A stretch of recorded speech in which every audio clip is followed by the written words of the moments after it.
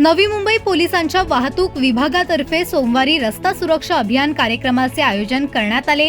या कार्यक्रमात विविध शाळांमधील विद्यार्थी, शिक्षक तसेच सामाजिक संघटनांचे प्रतिनिधी सहभागी झाले होते। कार्यक्रमाला चित्रपट अभिनेता स्वप्नील जोशी, मिमिक्री कलाकार आणि गायक साईराम अय्यर हेही उपस्थित होते। यावेळी वाहतूक विभागाचे उपायुक्त तिरुपती काकडे यांनी सांगितले की गेल्या एका वर्षात नवी मुंबईत सुमारे 200 लोकांचा रस्ता अपघातांमध्ये मृत्यू झाला आहे। यापैकी जवळपास 50% मृत्यू दुचाकी वाहन चालवणाऱ्यांचे आहेत। त्यानंतर रस्त्यावर चालणाऱ्या पादचाऱ्यांचा क्रमांक लागतो। पोलिसांकडून सातत्याने वाहतूक नियमांचे पालन करून घेण्याचे काम केले जाते। त्यामुळे शहराची लोकसंख्या मोठी असतानाही येथे वाहतूक कोंडीची समस्या फारशी जाणवत नाही। अशी अभियान खूप व्हायला पाहिजेत पूर्ण भारतामध्ये, मी म्हणायला पाहिजे। आम्हाला खूपच बरं वाटलं मला, आणि ह्याच्यात तुम्ही सर्वांनी लहान मुलांना इन्व्हॉल्व केलं आहे। दॅट इज मोस्ट इम्पॉर्टंट, कारण म्हातारी माणसं आणि बाकी जे आहेत ते तर आपलं काम करतातच आहेत, पण ह्या जनरेशनला समजवणं मेन म्हणजे, सो दॅट ते इम्प्लिमेंट करू शकतात स्वतःच्या आयुष्यामध्ये। आणि जसं स्वप्नील म्हणाले आहेत आमचे जे मेन गेस्ट होते आज, की त्यांच्याकडून आई वडिलांना शिकायला मिळतं। आणि लोखंडे मॅडमने मला बोलवलं, त्या बघा बिझी आहेत, she is gone, and Bhosale sir पण आहेत। So it really felt very nice. माझ्याबरोबर माझे music director friend Santosh Nair आले आहेत, आणि त्यांची मी खूप गाणी गायलो आहे, आणि खूप बरं वाटलं की मला त्यांनी आठवलं इथे यायला, आणि आठवणीनं बोलवलं त्यांनी मला, आणि मी या कार्यक्रमामध्ये उपस्थित राहिलो, आणि I really felt very nice. खूप बरं वाटलं मला, आणि अजून खूप असे प्रयोग व्हायला पाहिजे।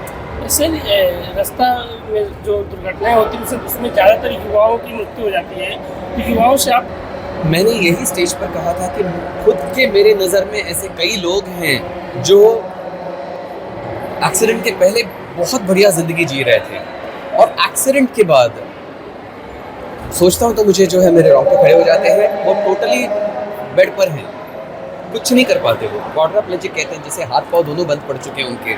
तो एक दुर्घटना से आपकी ज़िंदगी अस्त व्यस्त हो जाती है, और सिर्फ आपकी नहीं, आपके पूरे परिवार की, आपके सारे बाकी जो परिजन हैं, आपके जो लोग हैं, आपके दोस्त हैं, या ऑल योर एसोसिएट्स, अचानक से वो इंसान को वो खो बैठते हैं जिसे वो बचपन से या कई सालों से जानते हैं। और आप खुद जो इतने सपने सजा कर रखते हैं ज़िंदगी के कि आपको ये करना है, वो करना है, हम बड़े ऐसे बनेंगे, वो बनेंगे, तो सारा कुछ वहीं पे समाप्त हो जाता है। तो मैं ये सभी जो हमारे दर्शक हैं उन सबसे कहना चाहूँगा, खास करके युवा पीढ़ी से, कि वो सुरक्षा के जो नियम हैं उसे ईश्वर पालन करें उसका।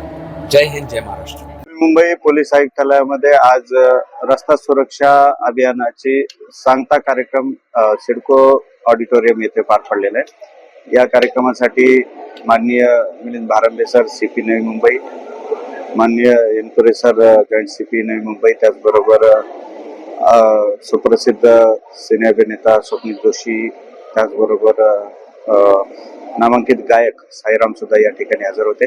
या कार्यक्रमासाठी आयुक्तालयाच्या हद्दीमधील विविध शाळांचे विद्यार्थी, त्यांचे शिक्षक, त्याचबरोबर जबाबदार नागरिक, तसेच रस्ता सुरक्षा अभियानामध्ये ज्यांनी योगदान दिलं, काही प्रबोधनासाठी योगदान असेल, काही हेल्मेट वाटपाचं काम सुद्धा काही नागरिकांनी केलं, ते सुद्धा या कार्यक्रमाला उपस्थित होते। आजूबाजूच्या परिसरातील जबाबदार नागरिक या कार्यक्रमासाठी हजर होते।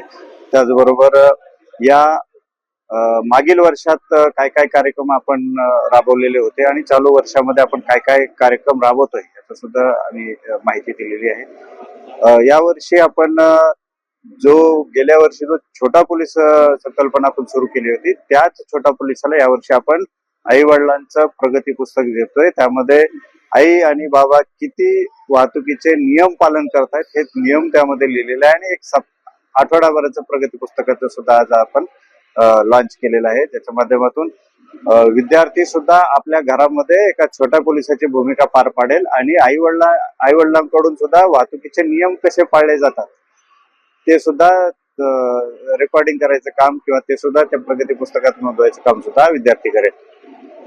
वाढते रस्ते अपघात या पार्श्वभूमीवर नागरिकांनी सुद्धा वाहतुकीच्या नियमांचं पालन केलं पाहिजे, ज्याच्यामुळे आपला स्वतःचा जीव वाचला जाऊ शकतो आणि इतरांच्या जीवाला सुद्धा धोका निर्माण होणार नाही।